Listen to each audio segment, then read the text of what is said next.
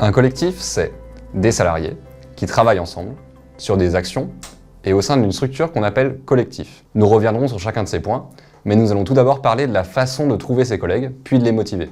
Il faut donc identifier un premier noyau de personnes. 3 ou 4 personnes peuvent suffire, et il s'agit souvent d'un recrutement de proximité. Quel cible privilégier pour ce noyau initial de personnes? Alors souvent, le but n'est pas de convaincre de nouvelles personnes, mais de mettre en mouvement ceux qui sont déjà convaincus. Les moyens, eux, ils peuvent varier. Réseau préexistant, réseau personnel, mail, relais, suite d'une initiative ou parfois un événement dédié.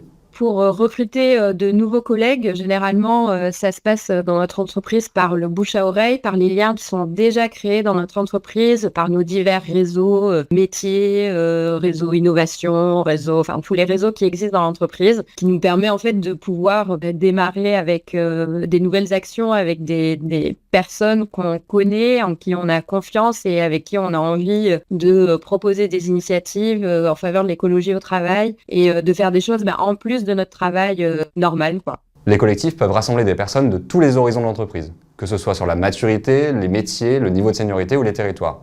Il faut également penser à la diversité. Ils connectent souvent des personnes qui ne se rencontreraient pas autrement, et cela favorise le tissu social dans l'entreprise et peut ainsi tirer profit des points forts et des compétences spécifiques de toute l'entreprise. Alors pour trouver les premiers membres de son collectif, une bonne idée c'est de parler de ces sujets-là autour d'un café, de voir si ça prend, comment ça mord autour de nous sur ces sujets-là. Moi, ce que je trouve important aussi, c'est d'aller chercher des personnes qui ont des appétences un petit peu différentes. Dans mon collectif, on avait choisi d'aller chercher des personnes qui avaient des appétences, par exemple, pour la biodiversité, pour la gestion des déchets, pour le climat, et aussi des personnes qui avaient des niveaux de seniorité plus ou moins grands dans l'entreprise, qui n'étaient pas forcément positionnés dans les mêmes endroits géographiques, de manière à avoir une grande diversité de profils. Un autre aspect important pour moi dans un collectif, c'est d'avoir des profils métiers différents. Typiquement, nous avions une personne qui venait des RH et qui du coup avait cette connaissance du recrutement, de l'animation d'équipe que nous n'avions pas forcément par des métiers plus techniques. Cette personne RH, elle avait aussi cette capacité à fédérer le groupe, à être motrice sur l'engagement des salariés. L'appel à volontaires lancé par les premiers membres peut être ciblé ou au contraire très général. Nous, notre collectif, il s'est vraiment construit au niveau des premiers membres par le réseau, notre réseau de collègues et le réseau proche en particulier. Donc, j'ai commencé par discuter avec 3-4 collègues autour d'un café ou d'un déjeuner que j'espérais motiver sur ce projet. Et avec ceux qui étaient partants, après, chacun en a discuté avec son réseau proche, avec le bouche à oreille. Et puis, on a également lancé des mails à quelques dizaines de nos collègues qu'on connaissait. Et ainsi, de fil en aiguille, on a réussi à regrouper peut-être 8-10 personnes avec qui on a pu lancer la première réunion et fonder le collectif. Avoir des collègues moteurs dans le collectif est un moyen d'initier et de porter les actions du collectif. C'est donc le premier pas avant de vous lancer. Avec le plein de motivation, vous et vos collègues seront les garants de la dynamique et de l'efficacité du groupe. Pour identifier ces collègues autour de vous, nous vous proposons d'autres exemples de techniques. À l'occasion de la Journée mondiale du climat, chercher quelque chose qui soit facile et rapide pour identifier qui était intéressé par les questions du climat et identifier les premiers collaborateurs. J'ai créé un petit atelier qui s'appelle le quart d'heure climat. Donc c'est rapide, ça fait pas peur, les gens n'ont pas peur de venir parce qu'ils savent que ça dure pas très longtemps. Et plus pour accueillir un peu, comment vous ressentez tout ce qu'on entend dans les médias, comment vous vous ressentez par rapport à ça. Et donc engager les discussions, juste discuter, pas apporter des informations, juste discuter, voir comment les gens se sentent.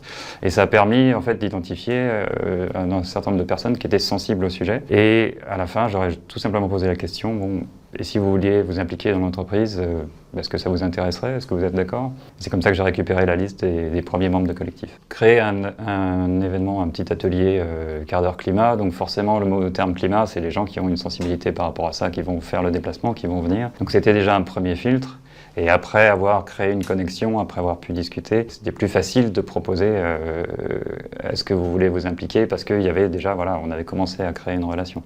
Pour le démarrage du collectif, on a eu 2 actions concomitantes, il y a donc à peu près 2 ans. Une première qui a été initiée par la direction de la formation, puisqu'en fait la formation avait mis en place dans notre entreprise la possibilité de suivre des modules de la Climate School.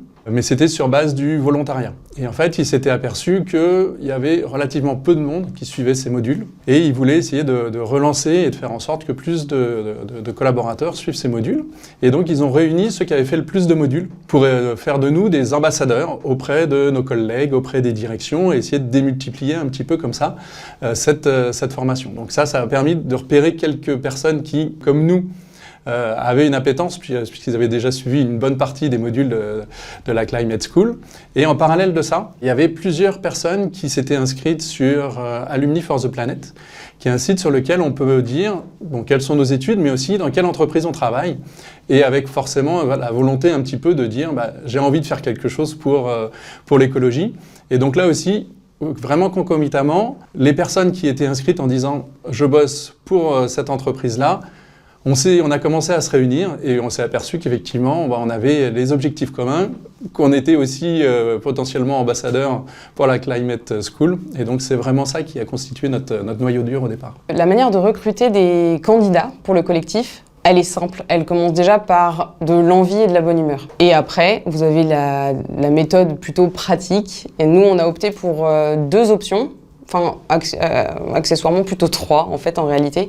La première, c'est de mettre des QR codes dans les espaces communs de nos bureaux qui permettent du coup aux collaborateurs de pouvoir flasher le QR code avec leur téléphone et donc s'inscrire pour faire partie du collectif, ce qui nous envoie un mail automatique et donc on peut les intégrer à nos différentes réunions. Le deuxième, c'est de s'aligner avec la direction des formations pour pouvoir partager pendant les formations tout ce que fait le collectif et donc proposer aux participants des formations d'intégrer le collectif s'ils en ont envie. Et la troisième, du name dropping, je l'appelle, mais du name dropping positif. On se base sur les connaissances des uns des autres pour pouvoir engager des collaborateurs qu'on pense être animés, motivés et où on sent qu'il y a une envie de pouvoir intégrer le collectif et donc agir, et auquel cas c'est nous qui les contactons. Alors moi j'ai eu beaucoup de chance, les premières personnes que j'ai rencontrées c'était via l'association Les Collectifs. On m'a donné 1 ou 2 noms et donc c'est des personnes que je suis allée voir en leur demandant s'ils étaient toujours intéressés sur les enjeux environnementaux et s'ils étaient motivés pour faire quelques actions au sein de notre entreprise.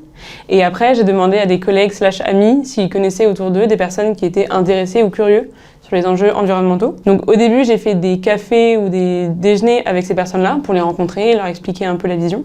Et après on a fait un déjeuner tous ensemble pour se rencontrer et aussi du coup faire une cohésion d'équipe. Et au global, le conseil que je donnerais pour la partie fédérée, c'est pas nécessairement d'aller chercher un grand nombre de personnes, mais plutôt d'avoir un cœur et un premier pilier qui soit pour le coup vraiment fédéré et généralement il est plus petit. 4-5 personnes, c'est suffisant. Le démarrage en fait du collectif ou de l'initiative qu'on a eue, elle est basée sur, ça vient un peu du Shift Project et des shifters. Il y a eu coup sur coup en 2021, en 2022, des universités d'été du Shift Project et des shifters, auxquels moi j'ai participé. Le premier c'était en septembre 2021. J'y suis allé en tant que voisin, c'était à 10 minutes de la maison, voilà. Et en fait, suite à ça, j'ai une collègue qui m'a contacté en me disant « c'est pas possible, dans notre société, il doit y avoir forcément des gens qui sont allés à cette université d'été ». Et donc, elle nous a contactés, on était 4-5 au début. J'allais dire de manière assez classique, on a déjeuné ensemble à la cantine, et c'est comme ça qu'on a démarré. Le deuxième université shifté, on avait quelques mois d'existence, on avait commencé à rencontrer pas mal de gens en interne, et c'est ce qui nous a permis de cadrer un truc qu'on appelait le réseau des ambassadeurs du climat, et on a rencontré l'association Les Collectifs lors de l'université d'été, et on a dit « ah mais bien sûr, c'est bon sang, c'est bien sûr, c'est ce qu'on fait, on est en train de faire un collectif ». Et de fil en aiguille, on était là, on ne savait pas, on était à peu près à 6 mois du lancement. On a finalisé, on a rencontré tous les membres de l'Excom, et en janvier 2023, on a eu, avec le support de la société, de la com interne, on a lancé le collectif. Voilà. À une petite dizaine. Recruter ces personnes ne suffit pas. Il faut les écouter et mettre en place un cadre de confiance. On va en parler plus tard. C'est aussi le moment pour vous de parler des motivations des membres. Il faut entretenir cette motivation, c'est quelque chose de très important, en prenant en compte les attentes initiales des membres du collectif, en calibrant l'objectif pour qu'il soit ambitieux, même si on peut passer par des premières étapes plus simples, plus accessibles. Il ne faut pas oublier que les gens participent à un collectif à la fois pour les autres, c'est l'impact du collectif, notamment l'importance des actions qu'ils vont mener, mais aussi pour eux. C'est l'importance du fun, de la joie, des apprentissages. On va souvent vous parler de célébration. Votre rôle à vous, en tant que personne initiatrice de ce collectif, est de guider les personnes intéressées vers un cadre donné, le collectif. Ce que vous faites de ce cadre va dépendre du groupe, donc vous pouvez les rassurer sur ce point. Un collectif n'échappe pas à ses membres. En particulier, vous n'êtes pas censé avoir réponse à toutes les questions. Combien de temps va prendre l'engagement dans le collectif? Quelles actions vont être menées? Quelle réaction de la direction si elle n'est pas déjà au courant? Vous pouvez avoir une idée de réponse, mais présentez-la toujours comme « Personnellement, j'ai une idée, mais je propose d'en discuter tous ensemble. Cela ne doit pas t'empêcher de venir. » Un exemple typique est l'idée de formuler l'engagement dans le collectif comme un mandat d'une durée déterminée, 6 mois, 9 mois, 1 an, et ça permet de rassurer les futurs membres. Certains collectifs de notre réseau fonctionnent comme cela, vous pouvez vous en inspirer. Enfin, une fois ces personnes identifiées, il faut vite leur proposer une première réunion.